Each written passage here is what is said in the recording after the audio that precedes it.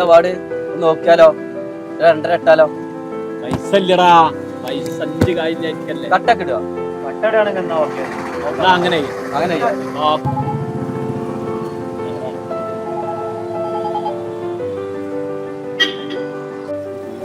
ഇവിടെ ഞങ്ങൾ അങ്ങാടിയിലുണ്ട്, ഇങ്ങോട്ട് വാ. അതിനൊക്കെയുള്ള വഴി ഉണ്ട് നമുക്ക്. അങ്ങോട്ട് വാ. Okay okay okay.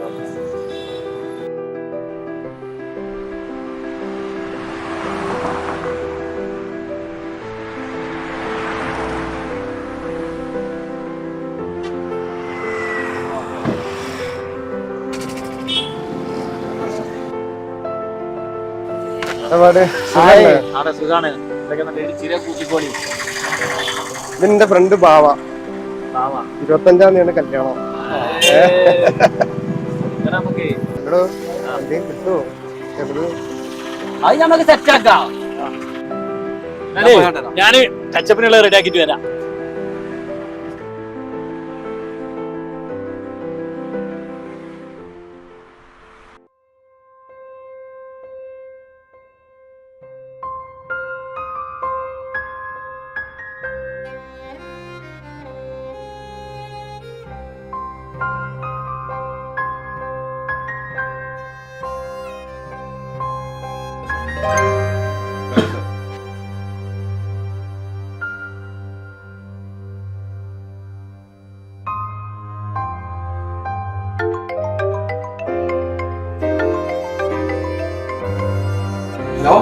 ഹലോ രതീഷേ, നിന്റെ കയ്യിൽ പൈസ വല്ലതും ഉണ്ടോ?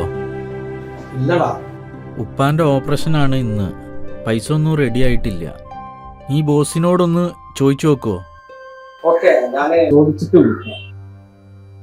പൈസ ഒന്നും ശരിയായില്ലല്ലേ? ഒന്നും ശരിയായിട്ടില്ല.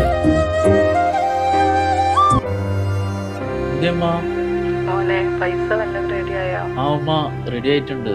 ഞാൻ ഡോക്ടർ വരുന്നതിന് മുമ്പ് അവിടെ എത്തിക്കോളാം. ശരി മോനെ. എന്നാ ഞാൻ കുളിച്ചിട്ട് വരാം. ഞാനിന്നാ ഭക്ഷണം എടുത്ത് വെക്കാം.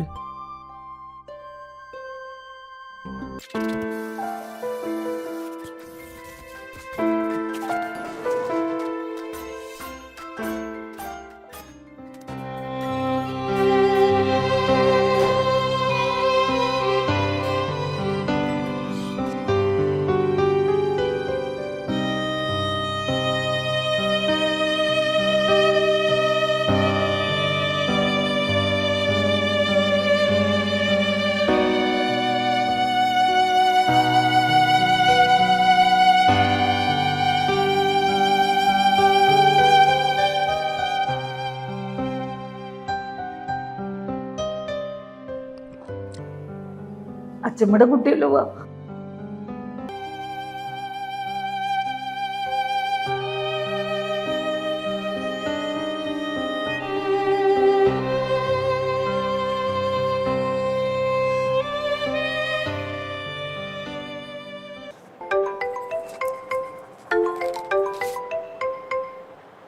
ഹലോ.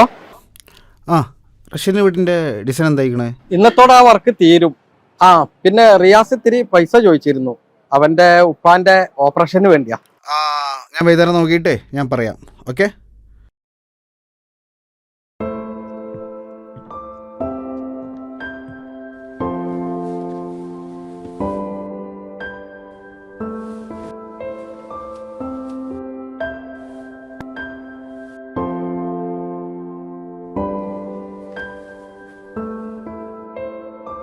മോളെ അഞ്ജു, ഈ ബാഗ് എടുത്തുകൊണ്ടോ? ഇപ്പൊ വരാ അമ്മേ. അമ്മേനെ ഏത് വൃദ്ധസദനത്തേക്ക് കൊണ്ടുപോകണം? കല്ലോട്ടുമാല വൃദ്ധസദനം.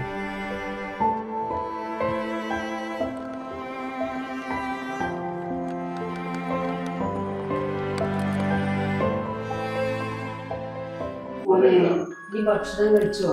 അമ്മ ചായ മതി.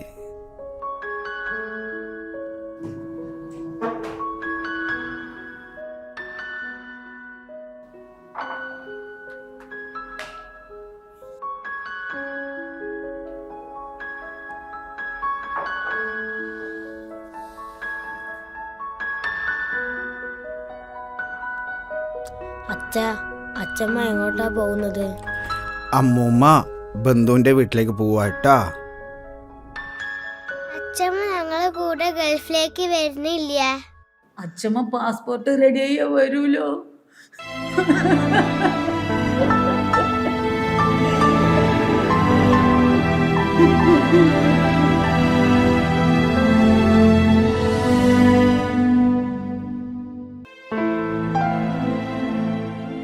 ശരി മോനെ, നമുക്ക് പോവാം. ശരി, പോവാം.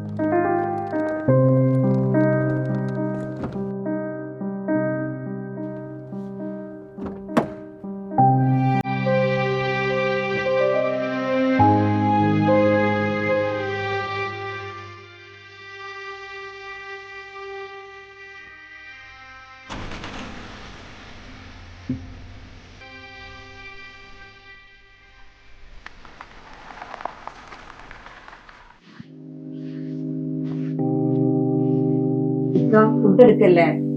വേണ്ട, ചായ മാത്രം മതി.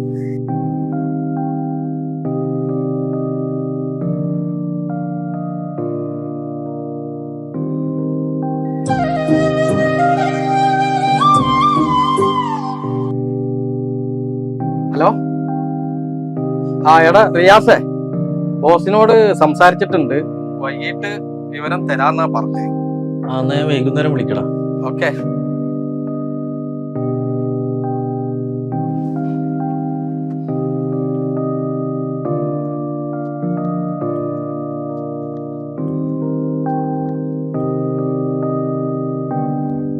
മോളെ, എന്തുമ്മ? ഉമ്മ ഇതെന്തിനാ ഊരുന്നേ? എനിക്കിത് മാത്രമേ ഉള്ളൂ.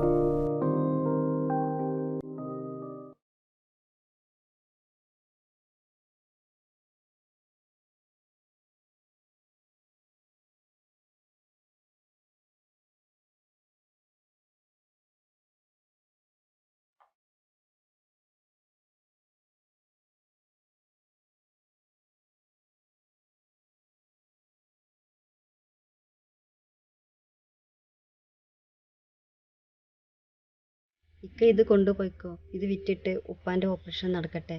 നമുക്ക് വലുത് നമ്മുടെ ഉപ്പയും ഉമ്മയും അല്ലേ. ഈ സ്വർണ്ണൊക്കെ നമുക്ക് പിന്നെയും ഉണ്ടാക്കാം.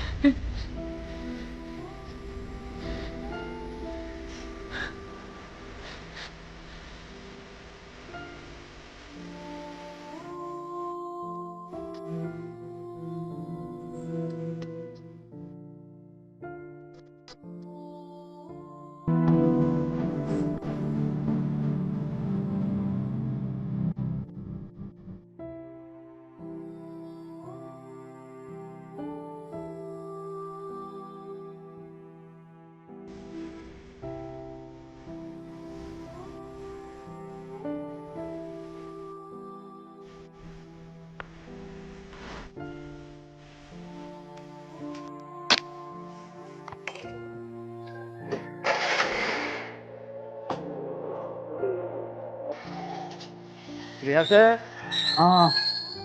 എന്താ പാട്? ഉപ്പാന്റെ ഓപ്പറേഷൻ എന്നാണ് ഞാൻ എപ്പാന്റെ അടുത്തേക്ക് പോവാണ്. എന്തെങ്കിലും ആക്കിട്ട്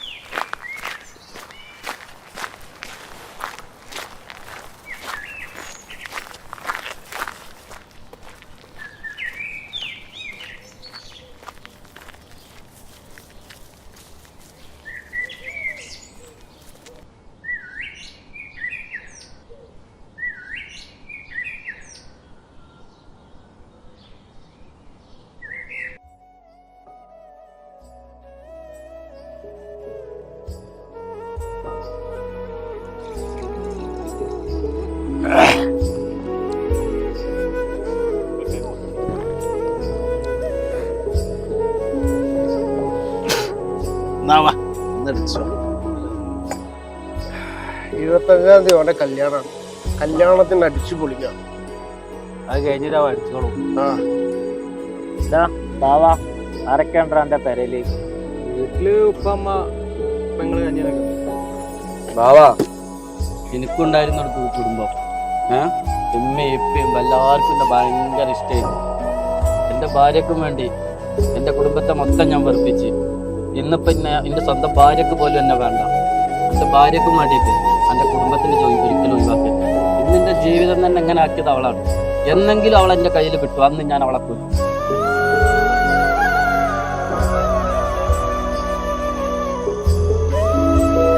ഈ പോവാ കാര്യം കേൾക്കുമ്പോ തന്നെ തലക്ക് ഭ്രാന്താണ്.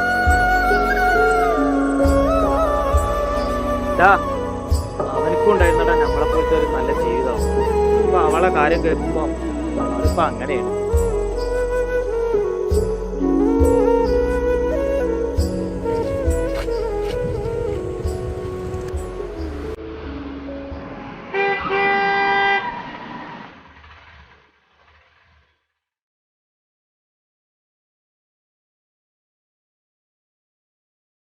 എന്താടാ എന്ത് പറ്റി ഹംസേ? അരവിന്ദ, എനക്കറിയോ എന്റെ ജീവിതം ഇല്ലാതാക്കിയത് അവളാ. അവളെ ഞാൻ കൊല്ലും. റിയാസേ, അപ്പോൾ എൻ്റെ ഓപ്പറേഷൻ എന്തായി? രതീഷ് വിളിച്ചിരുന്നു. പൈസൻ്റെ കാര്യം നാളെ ശരിയാക്കാം. അരവിന്ദേട്ടാ, ഉപ്പാൻ്റെ ഓപ്പറേഷനൊക്കെ കഴിഞ്ഞു. ഇപ്പോൾ ഉപ്പാക്ക് കുഴപ്പമൊന്നുമില്ല. പൈസ ഒക്കെ റെഡി ആയിട്ടുണ്ട്. ഇനി ആവശ്യമുണ്ടെങ്കിൽ ചോദിക്കാം.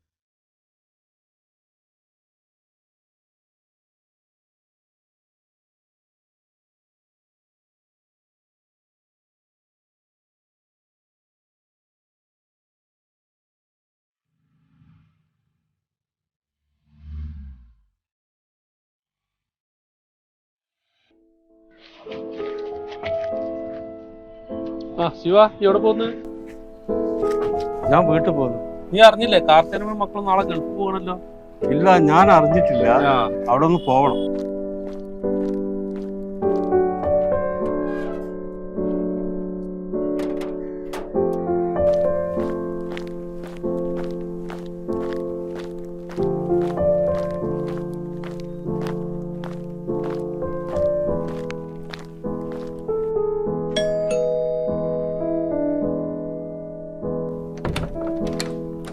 ആ ശിവേട്ടാ, കയറിയിരിക്കേ.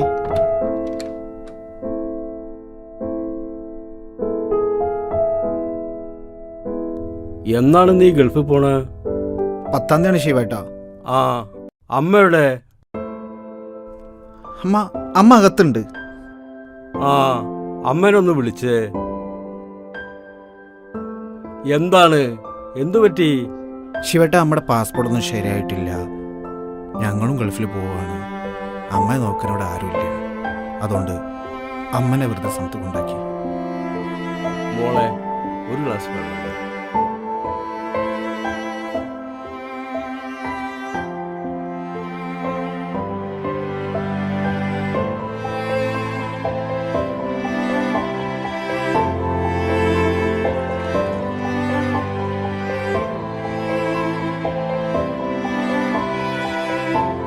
അരവിന്ദ, അപ്പുവേട്ടനെയും ജാനകിയമ്മയും നിനക്കറിയോ?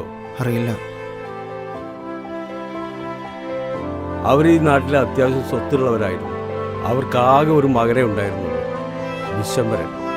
അവന് വിവാഹപ്രായം എത്തിയപ്പോൾ അച്ഛനും അമ്മയും അവന് വിവാഹം കഴിപ്പിച്ചു കൊടുത്തു. പിന്നീട് അവർ സന്തോഷത്തോടെ ജീവിക്കുന്നതിനിടയിൽ ഈ അമ്മയും അച്ഛനും പിന്നീട് അവർക്കൊരു ബാധ്യതയായി തോന്നി. പിന്നീട് അവരുടെ തീരുമാനമാണ് അവരെ അനാഥ മന്ദിരത്തിൽ കൊണ്ടാക്കിയത്. അങ്ങനെ കാലം കടന്നുപോയി. വിശ്വംഭരനും കാർത്താനിക്കും ഒരു കുഞ്ഞിക്കാൽ കാണാനുള്ള ഭാഗ്യമുണ്ടായില്ല. അങ്ങനെ ഇരിക്കെ ഒരു ആൺകുട്ടിയെ ദത്തെടുത്ത് വളർത്തി. ആ മകന് പക്വത എത്തുന്ന സമയത്ത് വിശ്വംഭരന് ക്യാൻസർ വന്നു. അപ്പുവേട്ടനും ജാനകി അമ്മയോടും ചെയ്ത തെറ്റിന് മാപ്പ് പറയാനുള്ള അവസരം പോലും വിശ്വംഭരന് ദൈവം നൽകിയില്ല. മരണത്തിന് കീഴടങ്ങേണ്ടി വന്നു. മാസങ്ങൾക്ക് ശേഷം അപ്പുവേട്ടനും ജാനകി അമ്മയും മരണപ്പെട്ടു. അസുഖത്തിന് മാറ്റം വരുത്താനോ ജീവൻ തിരിച്ചു പിടിക്കാനോ സാധിച്ചില്ല. അന്ന് അയാൾ ചെയ്ത തെറ്റിന് ചെയ്യാവുന്ന ഏറ്റവും വലിയ ശിക്ഷ ദൈവം കൊടുത്തു തന്നെയാണ് മരണത്തിന് കീഴടങ്ങി. അന്ന് അവർ ദത്തെടുത്ത മകനാരാണെന്ന് നിനക്കറിയോ? ആ മകനാണ് നീ. അന്ന് നിന്റെ അമ്മ എന്താണ് ചെയ്തത് അത് തന്നെയാണ് ഇന്ന് നീ അവരോട് ചെയ്യുന്നത്. അന്ന് അവരുടെ മനസ്സ് എത്ര വേദനിച്ചുവോ എന്നത് ഇന്ന് നിന്റെ അമ്മയ്ക്ക് മനസ്സിലാകുന്നു. സാഹചര്യങ്ങളാണ് മനുഷ്യനെ എല്ലാം ചെയ്യിപ്പിക്കുന്നത്. സാഹചര്യം നിനക്ക് നല്ലതല്ലെങ്കിൽ അതിനെ മാറ്റേണ്ടതും നീ തന്നെ. നിന്റെ മക്കളെ നീ എത്ര കണ്ടു നോക്കിയാലും അവർ നിന്നെ കൊണ്ടുപോകുന്നതും ഇതേ അനാഥ മന്ദിരത്തിലേക്കാണ്. ഇന്നും നിനക്ക് പറഞ്ഞു തരാൻ ഞാനുണ്ട്. നാളെ നിന്റെ മക്കൾക്ക് പറഞ്ഞു കൊടുക്കാൻ ആരെങ്കിലും ഉണ്ടാകുമോ ആവോ. ഇനി നിങ്ങൾ ചിന്തിക്കുന്നത് എന്താണോ അതാണ് ഈ മക്കളും ചിന്തിക്കുന്നത്. തീരുമാനിക്കേണ്ടതും തിരുത്തേണ്ടതും നിങ്ങളാണ്. അരവിന്ദ, ഈ പുക്കൾക്കൊടി ബന്ധം എന്താണെന്ന് നിനക്കറിയോ? ഇതുപോലുള്ള ഓരോ കുട്ടികളും ജനിക്കുമ്പോഴും കരഞ്ഞുകൊണ്ടാണ് ഭൂമിയിലേക്ക് വീഴുന്നത്. ആ സമയം അമ്മമാർ ചിരിക്കുക മാത്രമാണ് പണി. പിന്നീട് ആ മക്കൾ കരയുമ്പോൾ ലോകത്തൊരമ്മയും ചിരിക്കാറില്ല, കൂടെ കരയുക മാത്രമാണ് ചെയ്യുന്നത്.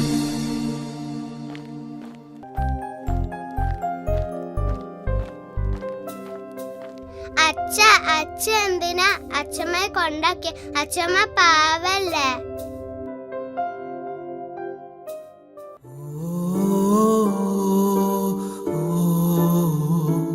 അമ്മേനെ ഏത് വൃദ്ധസദനത്തിക്ക് കൊണ്ടു? കല്ലോട്ടുമാല വൃദ്ധസദനം.